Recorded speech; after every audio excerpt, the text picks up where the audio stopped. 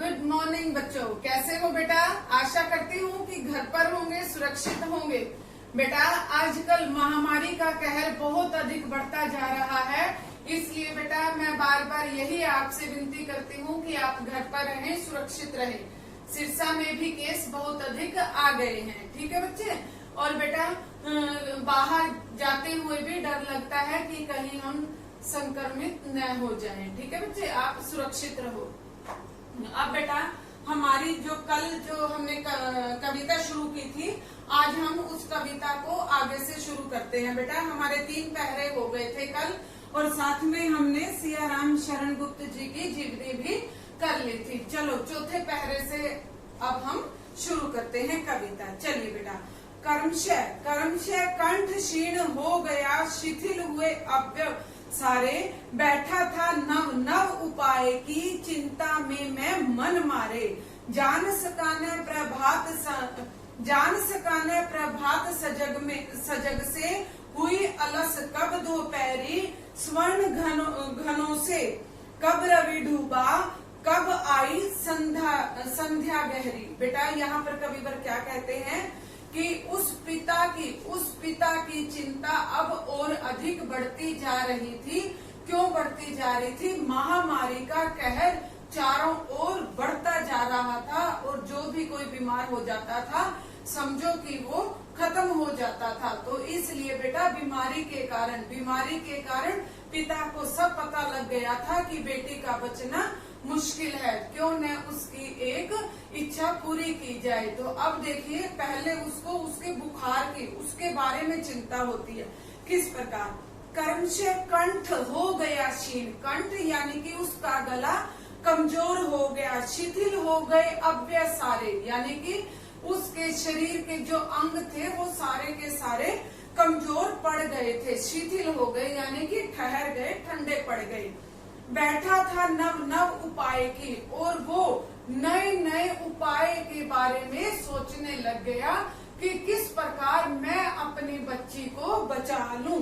चिंता में मैं मन मारे, और यहाँ पर पिता क्या कहते हैं कि जो पिता है वो कहते हैं कि मैं मन मारे हुए उसकी चिंता लेकर बैठा था। जान सका न प्रभात सजग में, और मुझे तो ये भी नहीं पता लगा कि प्रभात यानी कि सुबह कब हुई अलस कब दोपहरी। और वो पिता अपनी पुत्री के सिरहाने बैठा सुबह से बेटा दोपहर आ गई। दोपहर यानी कि अलसाने वाली दोपहर कब हो गई उसको पता भी नहीं लगा। स्वर्ण घनों में कब रवि डूबा, और सोने के, अब देखो कविवर ने कितनी सुंदर रचना की है। स्वर्ण घनों, स्वर्ण यानी कि सोने के समान बादलों में कब रवि यानी कि सूर्य डूब गया, और कब संध्या यानी कि शाम गहरा गई, उसको पता भी नहीं लगा। क्यों? क्योंकि उसको अपनी पुत्री की चिंता बार बार सताए जा रही थी कि अब क्या होगा, अब मैं कौन से उपाय करूं, कैसे उपाय करूं कि मेरी बेटी बच जाए। हाँ जी। और देखो कवि की कल्पना कितनी सुंदर की है कवि ने। स्वर्ण घनों में कब रवि डूबा, यानी कि सुनहरे मौसम के बारे में बताया है कि भाई देखो कितना सुहाना मौसम था, लेकिन पिता को कुछ भी पता नहीं लगा कि भाई किस प्रकार से सुबह से दोपहर हो गई और दोपहर से शाम में बदल गई। कभी और दिखाई दी बस अंधकार की ही छाया, छोटी सी बच्ची को ग्रस कितना बड़ा तिमिर आया। ऊपर विस्तृत महाकाश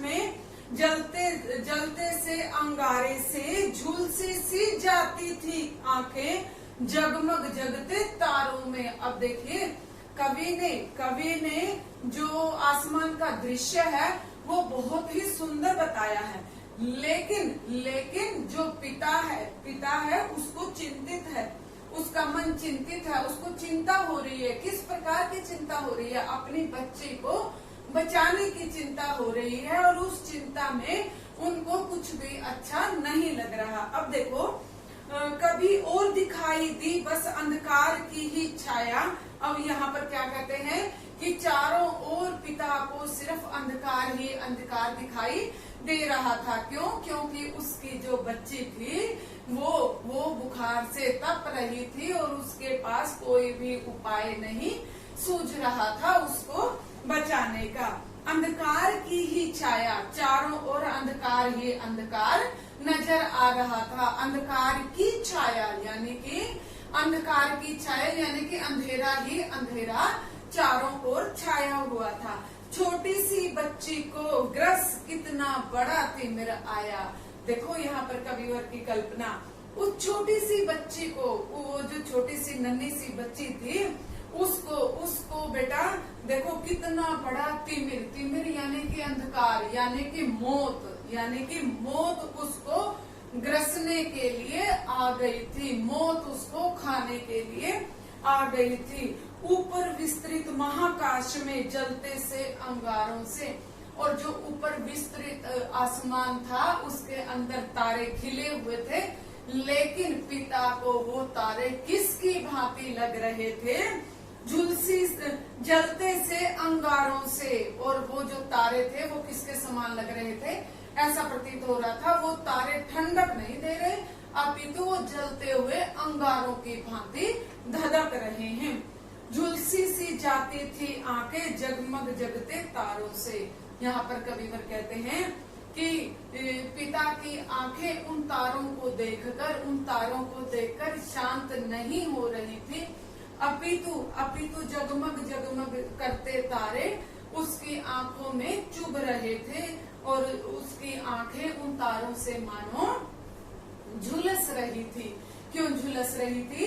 कि भाई उसको तो अपनी पुत्री की चिंता हो रही थी कि किस प्रकार अपनी बेटी को वो बचा ले, लेकिन पिता की चिंता बिल्कुल सच थी, उसे बचने की उम्मीद नहीं लग रही थी, तो इसलिए ठंडा मौसम, अच्छा मौसम भी उसको अंगारों की भांति लग रहा था। हाँ जी, अगला पहला देखिए। देख रहा था जो सुथिर हो नहीं बैठती थी क्षण भर, हाय वही चुपचाप खड़ी थी अटल शांति सी धारण कर, सुनना वही चाहता था मैं मुझे उसे स्वयं ही उकसाकर, मुझको देवी के प्रसाद का एक फूल ही दो लाकर। यहाँ पर कविवर क्या कहते हैं? देख रहा था मैं उसको सुथिर, यानी कि बेटा यहाँ पर कविवर क्या कहते हैं पिता के माध्यम से कि जो पिता है, पिता के मन में एक भावना आई कि ये जो बच्ची है, जो ये बीमार पड़ी है, ये एक पल के लिए भी शांत नहीं बैठ रही थी, एक जगह स्थिर होकर नहीं बैठ रही थी, लेकिन अब तो वो तो चारपाई पर लेटी हुई पड़ी है, नहीं बैठती थी क्षण भर, और जो एक क्षण के लिए भी नहीं बैठती थी और अब तो वो लेटी हुई पड़ी है। हाय वही चुपचाप खड़ी थी। आहा, देखो यहाँ पर कविवर क्या कहते हैं कि वो जो बच्ची की स्थिति कैसी थी, वो वहाँ पर वो चुपचाप ही खड़ी थी या बैठी थी अटल शांति सी धारण कर, और वो जो बच्ची थी जब बैठ जाती थी तो ऐसे ही बैठी रहती थी, मानो उसके अंदर न जाने कितनी शांति छाई हुई है। सुनना वही चाहता था मैं उसे स्वयं ही उकसाकर, और मैं उसके मन को उकसाकर, मैं उसके मन को कुरेद कर पूछना चाह रहा था कि बच्ची तुझे क्या चाहिए, बच्ची तुझे क्या चाहिए? तो वो बच्ची कहती है मुझको देवी के प्रसाद का एक फूल ला दो। यहाँ पर कविवर के माध्यम से क्या कहना चाहते हैं कि भाई वो बेटी कहती है कि मुझे कोई डर नहीं है, मुझे कुछ भी नहीं चाहिए, सिर्फ मुझे एक देवी के चरणों में जो फूल चढ़ाया हुआ है वो फूल प्रसाद के तौर पर लाकर दे दो। ठीक है बच्चे? अब देखो पिता देखो वहाँ पर जाता है, मंदिर में जाता है, उसके साथ कैसा सलूक होता है, चलो देखते हैं। पहले हम क्या देखेंगे अगले पहरे में, जो देवी का मंदिर है वो बहुत ही सुंदर, खूबसूरत, सुसज्जित है स्वर्ण कलशों से, और बेटा वो मैं आपको पढ़कर सुनाती हूँ। अब देखिए, ऊंचे शैल शिखर के ऊपर ऊंचे शैल शिखर के ऊपर मंदिर था विस्तृत विशाल, मंदिर था विस्तृत विशाल, स्वर्ण कलश सरसज्जित विहसित थे, पाकर सुगंधित रवि जल जाल, दीप धूप से आमोदित था मंदिर का आंगन सारा, गूंज रही थी बाहर भीतर मुखरित उत्सव की धारा। यहाँ पर कविवर क्या कहते हैं कि जो मंदिर था वो कहाँ पर था? ऊंचे शैल, शैल का मतलब पर्वत, ऊंचे शैल शिखर के ऊपर एक पहाड़ी के ऊपर मंदिर था, और जो मंदिर था वो विस्तृत और विशाल था, यानी कि वो पूरा फैला हुआ था, वो बहुत बड़ा मंदिर था। स्वर्ण कलश सरसिज विकसित थे, यानी कि उसके चारों कोनों पर स्वर्ण कलश यानी कि सोने के कलश, यानी कि लोटा रूप में जो मटकियां होती हैं उस रूप में स्वर्ण कलश से सुसज्जित था, पाकर सुमृत रवि जल कर जाल। और वो जो बेटा सूर्य था वो उन लोटों के ऊपर, उन कलश के ऊपर अपनी किरणें बिखेरता था, और वो ऐसे लगता था जैसे कि कोई सोने का महल हो, इतना ज्यादा सुंदर था। दीप धूप से आमोदित था, यानी कि दीप और धूप यानी कि दिया बत्ती उसके अंदर जग रही थी, और वो क्या था? सुगंधित था। मंदिर का आंगन सारा, और सारे मंदिर के आंगन में सुगंध ही सुगंध फैली हुई थी, गूंज रही थी बाहर भीतर। और बाहर और भीतर बेटा क्या गूंज रही थी? मुखरित उत्सव की धारा, और वहाँ पर मानो उत्सव यानी कि कोई त्योहार हो रहा है उसकी गूंज रही थी, और चारों ओर वातावरण बहुत ही शुद्ध दिखाई दिया है। ये बेटा कवि की कल्पना होती है, कवि की जो कल्पना होती है वो उसको मनोरम भी बनाता है एक प्रकार से। बेटा देखो, अब मैंने पहले कवि परिचय में बताया था आप लोगों को कि जो कवि है, कवि अपने मन के भावों को उद्धृत करता है, मन के भावों को वो संचालित करता है, और वो हमें क्या बताता है? कविता को कथात्मक दृष्टि से देखा गया है, यानी कि कविता ऐसे लग रही है कोई स्टोरी चल रही है हमारे मन के भीतर, कोई कहानी चल रही है। अब पहले तो उन्होंने द्रवित कर दिया सभी दर्शकों को द्रवित कर दिया। क्यों? क्योंकि उनकी कविता जैसे जैसे मैंने आप लोगों को सुनाई, वो बच्ची थी, फूल सी बच्ची थी, छोटी सी थी, हंसी खुशी में रहती थी, खेलती कूदती थी, अचानक महामारी आती है और सारे गांव को वो घेर लेती है, और वो जो पिता होता है वो अपनी बच्ची को बचाने की पूरी जी तोड़ कोशिश में लगा हुआ है। और गांव का वातावरण कैसा दिखाया हुआ है?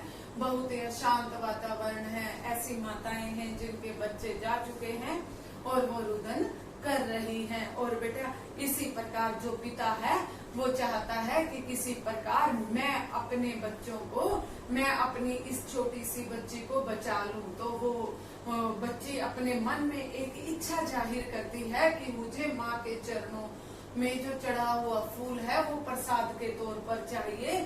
और जैसे ही वो प्रसाद के तौर पर चाहिए तो वो मंदिर में लेने के लिए पिता जाता है। और कवि क्या कल्पना करता है कि देखो रुदन वाली एक तरफ से करके वो मंदिर की सुंदरता का वर्णन कर रहा है यहाँ पर कवि, कि मंदिर कितना सुंदर है, स्वर्ण कलशों से सुसज्जित है।